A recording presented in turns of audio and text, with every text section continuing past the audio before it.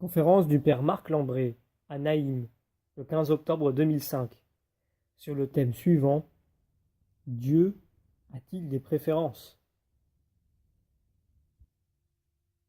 Comment Dieu pourrait-il avoir des préférences? S'écrieront certains avec indignation. Nous détestons les préférences, enfin du moins quand elles sont pour les autres. Nous nous en raffolons si d'aventure elles sont pour nous.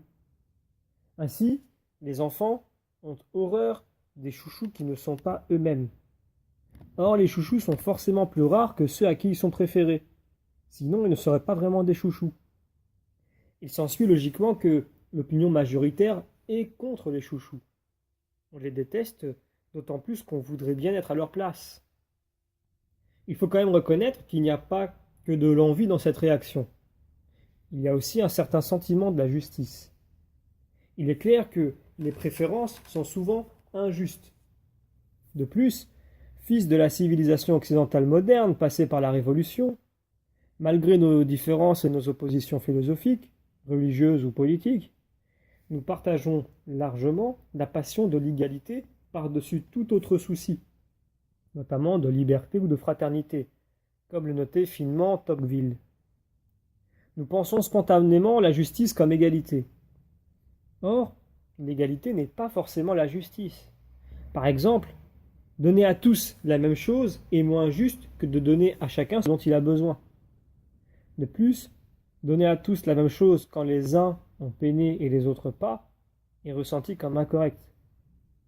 En entendant la parabole des ouvriers de la 11e heure, nous réagissons souvent comme les ouvriers de la première heure qui estiment injuste de ne pas être privilégiés un peu. D'ailleurs, il serait impossible d'éduquer les enfants ou de conduire les hommes sans récompenser le mérite. La finesse et les nuances dans la compréhension de ce qui est juste n'enlèvent rien à l'opposition de principe entre les préférences et la justice, lorsque les préférences sont précisément ce qui demeure injustifiable. Or, notre compréhension moderne de ce qu'est Dieu, ou plutôt de ce qu'il devrait être, lui attribue strictement l'obligation de justice, assortie de l'interdiction absolue de nourrir des préférences. La vision commune de l'humanité à ce sujet n'est pas si catégorique. Dans la pensée universelle de l'Antiquité, il est évident que les dieux ont des préférences. Les hommes ne naissent pas égaux en chance, selon l'époque, le climat, la société, la famille ou le patrimoine génétique qui leur échoit. M'imaginer être né ailleurs, dans une autre famille, à une autre époque, cela a-t-il du sens?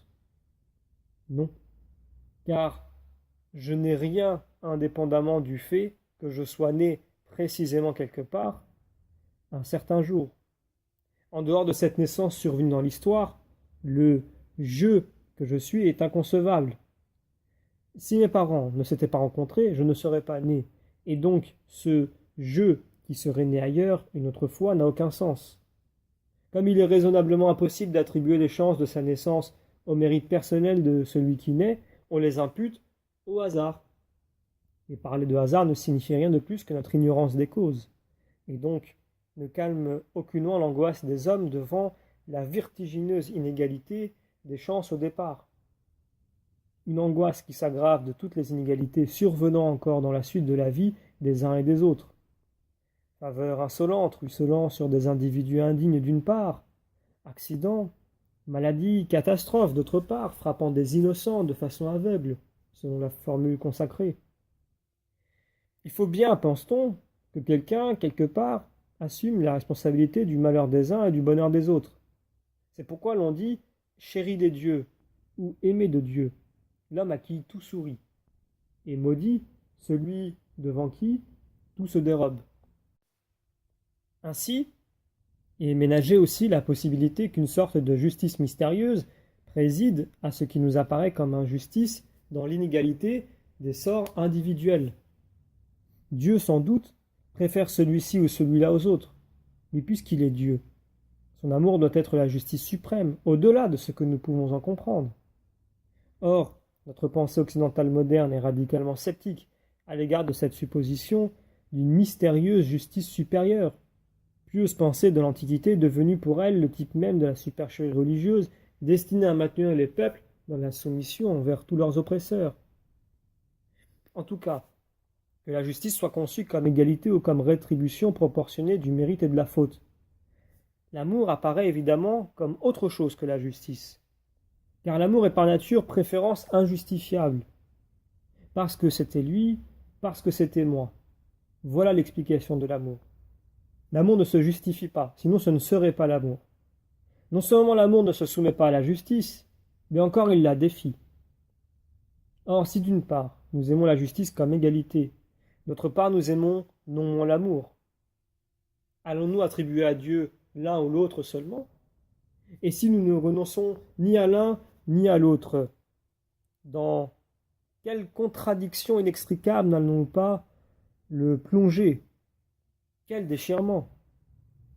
L'intuition commune de Dieu comme bien suprême, comme tout-puissant et bienveillant Seigneur de l'univers, reste confuse et incertaine, toujours contredite, non seulement par l'expérience du mal et de l'injustice qui sont dans le monde, mais aussi par celle de l'impossibilité d'unifier les différents aspects du bien, comme la justice et l'amour. Souvent les hommes tentent d'imaginer des visages multiples de divinités, complémentaires dans leurs fonctions ou leur humeur, en particulier dans la tradition chrétienne. Certains ont voulu distinguer un Dieu de l'Ancien Testament et un Dieu du Nouveau Testament. Selon la vision la plus commune, le Dieu du Nouveau Testament serait celui de l'amour, tandis que le Dieu de l'Ancien Testament serait celui de la colère, de la vengeance et de la jalousie. Mais ces passions ne sont-elles pas précisément amoureuses? Voyez la parole du Seigneur au livre du prophète Malachie. « Je vous aime, dit le Seigneur. » Et vous dites, « En quoi nous aimes-tu » Ésaü n'était-il pas le frère de Jacob? Oracle du Seigneur. Pourtant, j'ai aimé Jacob et j'ai haï Ésaü. J'ai livré ses montagnes à la désolation et son héritage au chacal du désert. Si Édom dit, « Nous avons été détruits, mais nous relèverons nos ruines. » Ainsi parle le Seigneur Tout-Puissant. Qu'ils construisent eux, mais moi je démolirai. On les nommera territoire de méchanceté et le peuple que le Seigneur réprimande sans fin. Vos yeux le verront et vous direz, grand est le Seigneur au-dessus du territoire d'Israël. Malachie chapitre 1, versets 2 à 5. Autrement dit, Dieu console et rassure son peuple en lui disant, « Je t'ai choisi, je t'aime, toi, et je déteste les autres. Je les ai détestés pour te choisir, et je les détesterai encore. Cela va te rassurer quand je leur taperai encore sur la tête, alors qu'ils essaieront de la relever. » Voilà un langage d'amoureux passionné, sans doute, mais qui semble en contradiction flagrante avec toute espèce de justice. Du coup, une autre façon de croire régler le problème consiste à imaginer que le Dieu de l'Ancien Testament relèverait, avec l'Ancien Testament tout entier, de la mythologie, alors que celui du Nouveau serait le vrai. Tandis que l'Ancien Testament est tissé de la préférence de Dieu pour Israël, son peuple, le Nouveau Testament se situerait au-delà de cette attitude partiale. L'apôtre Pierre ne soutient-il pas cette façon de voir quand il se prononce ainsi dans le livre des Actes des Apôtres? Je constate en vérité que Dieu ne fait pas de différence entre les hommes, mais, quelle que soit leur race, il accueille les hommes qui l'adorent et font ce qui est juste. Actes chapitre 10. Cette déclaration, qui sonne très juste à nos oreilles, semble s'opposer à l'affirmation constante de l'Ancien Testament sur l'élection d'Israël. Pourtant, bien que cette déclaration de Pierre soit effectivement décisive dans la révélation, la conclusion hâtive que nous venons d'évoquer ne doit pas en être tirée, car elle ne correspond pas du tout à la réalité. En fait, le Nouveau Testament est parfaitement dans la lignée de l'Ancien pour ce qui est des préférences de Dieu et des privilèges de ses élus. Rappelons d'abord tout simplement que Jésus est le bien-aimé de Dieu, comme la voix venue d'en haut le proclame au baptême et à la transfiguration. Celui-ci est mon élu, en qui j'ai mis tout mon amour, toute ma préférence. À leur tour, les disciples aussi sont des bien-aimés. Voir Romains chapitre 12, verset 19, sans compter que, parmi les disciples, il y a celui que Jésus aimait. Jean chapitre 13, verset 23. Enfin, la vie chrétienne n'étant pas autre chose que de préférer Jésus à tout et à tous, c'est donc une vie de préférence. La charité, en effet, comme amour proprement chrétien, est un amour de préférence absolue pour Jésus-Christ, qui proclame: celui qui ne hait pas son père, sa mère, ses frères, ses sœurs, et jusqu'à sa propre vie, ne peut pas être mon disciple. Luc chapitre 14. Bien plus, ces préférences nouvelles, en un sens, n'abolissent pas les anciennes. En effet, les dons de Dieu et son appel sont irrévocables, affirme saint Paul dans l'Épître aux Romains, chapitre 11. Donc même si l'Évangile a fait d'une partie des fils d'Israël des ennemis de Dieu, le choix de Dieu en a fait des bien-aimés, et ils le demeurent. Autrement dit, il semble que la situation du Nouveau Testament, loin de nous tirer d'embarras, complique encore la question des préférences de Dieu. L'opposition constitutive entre la justice et l'amour de préférence semble devenue définitivement une contradiction interne à Dieu lui-même. Au fond, cette contradiction est directement liée au problème de la théodicée dont tout le monde connaît la formulation classique. Comment Dieu peut-il être bon et tout-puissant alors qu'il y a du mal dans le monde? Autrement dit, comment Dieu pourrait-il se justifier du mal? Une solution radicale pour supprimer le problème est de soutenir qu'il n'y a pas de Dieu. Mais que faire alors de l'immense réalité confuse dans laquelle nous sommes jetés et pris? Véritable maelstrom d'un monde plein de contradictions auxquelles nous ne pouvons échapper. Tous, en effet, nous vivons en nous-mêmes et l'injustice du monde et l'amour qui demeure notre vocation la plus profonde. Tous, nous vivons au fond pour et par l'amour. Et tous nous sommes passés au crible des injustices dont nous nous faisons les complices. Débarrassés de Dieu, nous ne sommes pas avancés pour autant, au contraire, car nous nous retrouvons alors privés d'un seul interlocuteur auprès de qui nous pourrions nous plaindre en attendant de lui qu'il prenne ses responsabilités suprêmes. En fait, la révélation biblique manifeste précisément que Dieu prend toutes ses responsabilités dans notre histoire de bien et de mal en s'y appliquant lui-même au point de prendre le risque d'être accusé de ce mal. Pour comprendre cela, nous allons passer par l'étude d'un passage particulièrement sensible de la Bible à ce sujet, puisqu'il s'agit de la conquête de la terre promise par Israël aux dépens de ses premiers occupants, à la pointe de l'épée. Alors, ouvrons le livre de Josué au chapitre 6 à 8. C'est le début de la conquête. Que se passe-t-il? L'ancienne génération est morte dans le désert parce qu'elle a été rebelle. Moïse lui-même expire en vue de la terre. C'est donc une nouvelle génération qui y rentre, sous la conduite de Josué, successeur de Moïse. Ils ont franchi le Jourdain, ils ont mangé la Pâque, la manne s'est arrêtée de pleuvoir. Alors le Seigneur dit à Josué: « Vois, je livre entre tes mains Jéricho et son roi, ces hommes vaillants. » Il faut remarquer que l'expression homme vaillant, réservée partout ailleurs dans la Bible aux combattants d'Israël, est appliquée ici aux hommes de Jéricho qui lui sont livrés. La ville tombe sans bataille puisque les remparts s'effondrent au son des trompettes, selon ce que Dieu avait prescrit à Josué. Dieu exige alors que tout vivant soit exterminé, que soient brûlés hommes, femmes, enfants et bêtes, qu'ils soient tous passés au fil de l'épée, anéantis. Mais, dit le texte, les Israélites se rendirent coupables d'une violation de l'interdit, autrement dit de cet ordre, en la personne d'Akan, qui prit de ce qui était interdit au lieu de le détruire. Vient alors l'épisode de l'échec devant la ville d'Aï. À Josué, qui s'étonne et s'effraie de ce qui semble un abandon de Dieu, en contradiction avec sa promesse, le Seigneur répond en expliquant que c'est à cause du péché des gens qui ont pris de ce qui était interdit. Au terme d'une recherche quasiment liturgique du coupable, Akan avoue son péché. Il est lapidé puis brûlé avec femmes et enfants, et enfin enseveli sous un grand tas de pierres. Josué monte alors contre Haï et le prend. Le roi d'Haï est pendu par Josué le soir même de la bataille, et enseveli lui aussi sous un grand tas de pierres. Alors, Josué élève un autel de pierres brutes, sur lequel il offre un sacrifice de paix. Ensuite, sur des pierres, il inscrit une copie de la loi que Moïse avait écrite devant les fils d'Israël. Après cela, dit le texte biblique, Josué lut toutes les paroles de la loi, bénédiction et malédiction. Il n'y eut pas une parole de toutes celles que Moïse avait prescrites que Josué ne lut face à toute l'assemblée d'Israël. Comment ne pas penser, en entendant ce texte, à cette parole de la loi en particulier? Tu ne tueras pas. Il faut d'abord bien voir et comprendre ceci.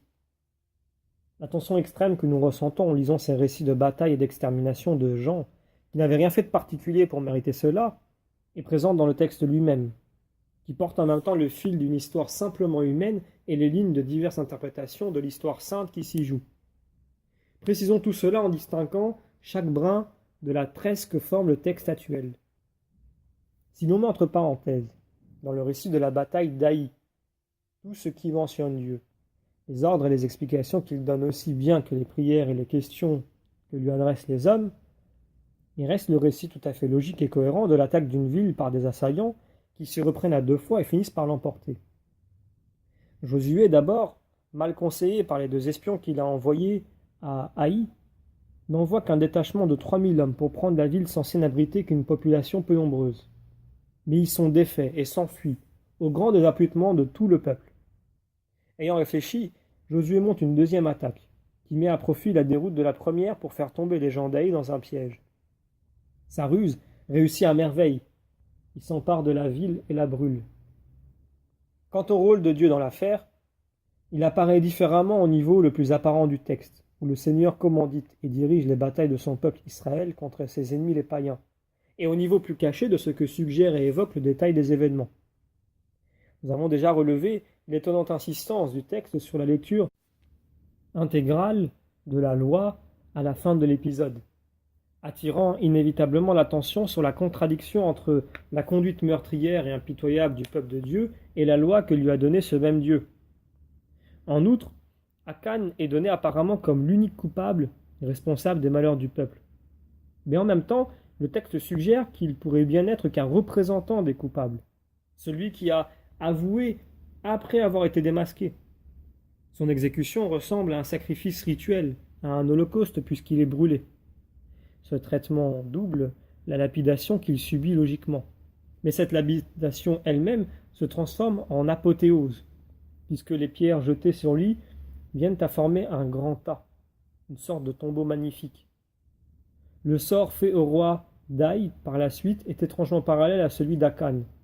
Il est pendu à l'arbre jusqu'au soir, jeté à l'entrée de la porte de la ville et enseveli sous un grand tas de pierres qui existe encore aujourd'hui. Ici encore, la victime semble sacrificielle. Le roi d'Aï est comme l'offrande du soir. Si l'on se rappelle les hommes et le roi de Jéricho, livrés à Josué comme les vaillants, l'idée vient que, de manière sous-jacente, le texte opère un renversement de situation des protagonistes au regard de l'interprétation religieuse des événements. Les véritables opérateurs du salut de Dieu pour Israël, dans le don de la terre promise, seraient moins les combattants victorieux que leurs victimes en tant que sacrifiés. Pour un chrétien, en tout cas, la ressemblance entre le sort du roi d'Aï et celui de Jésus dans sa passion est des plus frappants. Lui aussi a été jeté à l'entrée de la porte de la ville, pendu à l'arbre jusqu'au soir, et enseveli sous une grande pierre. Jésus n'avait rien fait de mal. De même, le texte du livre de Josué ne formule aucun reproche à l'endroit du roi d'Aï qui justifierait son châtiment. Nous lisons dans la Passion de Jésus la mort sacrificielle de l'innocent qui obtient le pardon pour le peuple et pour la multitude. Dans le livre de Josué, la mort d'Aï, le païen, suivant celle de son double israélite Akan, libère le peuple de l'interdit. À la lumière de la Pâque de Jésus, l'Écriture me paraît donc ainsi s'éclairer en profondeur, même si je comprends bien que mon exégèse semble à certains trop audacieuse, voire hasardeuse. En tout cas, cette même lumière étrange apporte aussi sur notre expérience humaine un éclairage qui, pour paradoxal et déconcertant qu'il puisse paraître, n'en rejoint pas moins les expressions les plus profondes de la foi chrétienne. L'horizon du missel pour le mercredi de la Semaine Sainte commence ainsi. Dieu qui a voulu que ton Fils fût crucifié pour nous, afin de nous arracher au pouvoir de Satan. Cette prière est terrible. Dieu pourrait-il vouloir la souffrance et la mort de quiconque? Dieu a dit, tu ne tueras pas. Et il aurait voulu lui-même que son Fils fût crucifié pour nous. Ce « pour nous » est essentiel. C'est un « pour nous » de substitution. Jésus a pris sur lui le châtiment que nous méritions. Car oui, le péché mérite la mort. Le péché enfante la souffrance et la mort, il est injustice, malveillance et destruction. Pour nous en sauver, Jésus a pris sur lui ce dont nous étions la cause. Comment se fait-il que Dieu n'ait pas trouvé d'autre moyen de nous sauver de ce malheur et de cette mort qui était la conséquence de notre péché? Pour seule réponse à cette question lancinante, nous n'avons que le « ne fallait-il pas qu'il en soit ainsi » de Jésus lui-même dans l'Évangile. À la lumière sombre de la croix, comprenons que Dieu assume la justice du monde, qu'il la supporte au sens fort de façon décisive et totale. Là est toute la clé de l'histoire du salut, donc de l'histoire d'Israël. L'histoire dont nous devons maintenant comprendre qu'elle n'est pas l'histoire de la préférence de Dieu pour son peuple contre les autres, mais une préférence de Dieu pour son peuple qui est pour les autres aussi. Dieu n'a pas aimé Jacob et haï Ésaü tout court. Il a aimé Jacob d'un amour de préférence qui semblait une haine d'Ésaü. Mais en face, c'était aussi pour aimer Ésaü qu'il a préféré Jacob. Et même en aimant Jacob, il aimait déjà Ésaü, puisque c'est par la grâce faite à Jacob qu'il allait sauver Ésaü. Nous pouvons maintenant voir le grand paradoxe de l'élection de manière réciproque. Si d'un côté, les élus de Dieu éprouvent l'étrangeté d'une élection qui les voue aussi à la déréliction, comme disait sainte Thérèse d'Avila. Si c'est ainsi que vous traitez vos amis, on comprend que vous en ayez si peu. De l'autre, l'apparente haine de Dieu contre ceux qui ne sont pas choisis est démentie justement par la façon dont ces autres ont part, eux aussi, aux souffrances qui se révèlent en Jésus, comme celles qui nous valent le salut. Ainsi, quand il est écrit que Dieu ordonne d'exterminer des païens, nous pouvons entendre que Dieu a voulu que ceux-là de ses enfants fussent mis à mort en vue du salut de tous. La valeur salvifique de leur sacrifice, découlant d'avance de l'unique sacrifice sauveur à venir de son Fils Jésus-Christ. Cela signifie que Dieu a assumé la violence et la destruction qui sont dans le monde et qui viennent du mauvais, de l'ennemi. C'est librement que le Fils de Dieu a donné sa vie sur la croix, quand bien même c'étaient les méchants inspirés par Satan qui l'arrêtaient, le frappaient, l'injuriaient et le torturaient à mort. Ce vouloir divin de la mort du Seigneur ne s'entend que dans la foi et par la puissance de l'Esprit Saint. Dans le mystère de la liberté humaine et de la liberté divine, Dieu, par sa toute-puissance, a fait du mal que nous faisons un bien. Seul le mauvais fait le mal, donc, et l'homme au pouvoir du mauvais.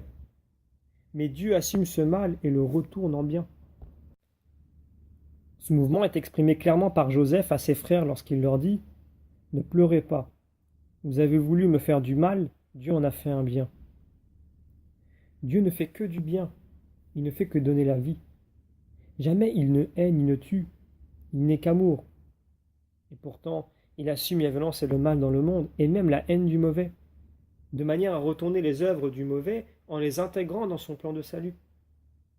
Donc, toutes les exterminations, les pendaisons, les bûchers, Dieu ne les a pas voulu. Mais en même temps, il a voulu que les ennemis de Josué fussent massacrés pour le salut des hommes, et cela préfigurait ce qu'il prévoyait pour son propre Fils. Ainsi, ceux qui sont les plus semblables au propre Fils de Dieu, au moment de la conquête de la terre, ne sont pas ceux qui sont en train de la conquérir, mais ceux qui sont exterminés pour cela. L'opération sémantique et exégétique que nous accomplissons, ainsi, peut sembler acrobatique et vertigineuse. En tout cas, elle nous renvoie à l'humilité de la foi et de l'adoration du Christ en croix. Elle désarme aussi nos prétentions à pouvoir nous prononcer avec assurance sur le juste et l'injuste, et sur ceux que Dieu aime et ceux qu'il n'aime pas. Dieu aime tous les hommes depuis toujours, il veut tous les sauver, et il réalise leur salut au sein d'une histoire faite de bruit, de fureur, de larmes, de sang et d'injustice. Il fait que malgré nous, malgré nos fautes, cette histoire devienne l'histoire de notre salut. Et en nous sanctifiant, il nous rend acteurs libres et volontaires de ce salut. Nous ne sommes pas encore sortis de la grande histoire d'injustice du monde. Comment dès lors allons-nous, disciples du Christ, annoncer et réaliser le salut du monde dans sa résurrection? Comment allons-nous vivre pour que Dieu tire le salut de notre histoire d'injustice? La seule solution est de tout mettre en commun. Tel est l'idéal que vise la vie monastique. la vie religieuse en général, et que préconise toujours l'Église pour ses enfants et pour le monde. La réalisation de cet idéal dans les conditions d'ici-bas ne peut être matériellement absolue. Mais nous devons rechercher concrètement la solidarité qui relève de la charité. Le fait que nous considérions comme un seul corps, dont les membres font partie au même titre malgré leurs différences importantes de situation ou de fonction. Ainsi, dans une famille unie, lorsqu'un enfant est bien armé pour la vie, les parents s'en réjouissent et l'en félicitent. Si un autre est fragile, ils s'inquiètent et s'occupent de lui avec d'autant plus d'attention. Peut-on alors parler de préférence? En un sens, oui. Les parents préfèrent que leurs enfants soient beaux, bien portants, solides, équilibrés, plutôt que malingres, malades ou drogués. Mais d'un autre côté, ils vont préférer s'occuper de celui qui en a le plus besoin. Il n'y a pas là de préférence de personne, au sens où Pierre nous dit dans les Actes que Dieu n'en a pas. En tout, l'amour est un et identique, même s'il se réalise de façon particulière pour chacun selon sa situation et ses besoins. Telle est la voie ordinaire et en même temps surnaturelle que nous avons à suivre. C'est ce sens surnaturel de l'amour que nous devons accueillir dans nos vies. Il n'est ni idéologique, ni systématique. Il n'a ni prétention ni orgueil devant la réalité de l'injustice et du mal. Mais humblement, courageusement, quotidiennement, il agit de façon intelligente, réfléchie et mesurée, et même démesurée, pour ce qui est de la générosité dans le don de soi-même. Tel est le régime de l'amour qui noie la question venimeuse des préférences. Dieu ne préfère personne en général, mais il préfère chacun, comme chacun doit être préféré concrètement selon sa personnalité et son histoire. Dès lors, il dépend de nous que cet amour intelligent de Dieu soit vécu de plus en plus et de mieux en mieux par les hommes. Le sacrifice du Fils de Dieu devient la vocation de tous. C'est en lui que chacun de nous est appelé à partager sa passion, comme un don qui nous est fait d'avoir part à la réalisation du salut de Dieu. Et nous avons part alors, sans mesure, à la grâce de sa résurrection. Dans la charité, il n'y a plus d'injustice, et dans l'espérance, nous voyons venir le jour où il sera rendu manifeste que les préférences de Dieu apparemment injustes n'étaient que l'aspect trompeur d'un chemin de lumière parcouru dans l'obscurité du monde. Alors, il sera tout en tous.